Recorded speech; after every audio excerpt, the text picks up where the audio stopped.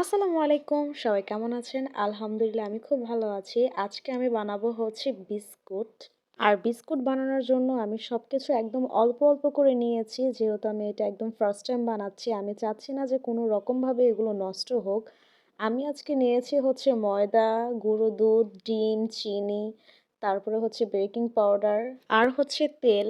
আমি ১ম এই হচ্ছে ডিম আর চিনিটাকে ভালো করে মিক্সড করে নিয়েছি।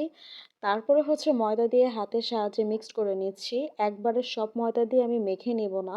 কারণ এখানে আমার একটা পারফেক্ট ডো তৈরি করতে হবে যেটা একদম শক্ত হলেও চলবে না আর নরম হলেও চলবে না। আর এইখানে আমি কিন্তু একদম সয়াবিন তেল ব্যবহার করেছি। আপনারা চাইলে এখানে ঘিও ব্যবহার করতে পারবেন। ঘি ব্যবহার করলে এখানে ফ্লেভারটা অনেক সুন্দর একটা ফ্লেভার আসে।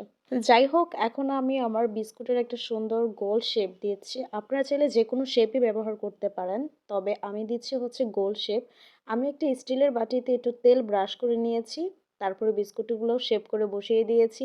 তারপর একটা চামিচের সাহায্যে আমি ভালো করে একটু ড্র করে নিচ্ছি। তারপর একটা প্যানের ভিতরে আমি বালি গরম করে বিস্কিটের বাটিটা বসিয়ে দিয়েছি। যেভাবে ঠিক আমরা পুডিং বানাই আর হচ্ছে কেক বানাই। আর এইখানে দেখেন আমার বিস্কুটগুলো কত পরিমাণ মুচমুচে হয়েছে, অনেক ড্রাই হয়েছে। এটা ঠান্ডা করার পরে কিন্তু মুচমুচে হয়।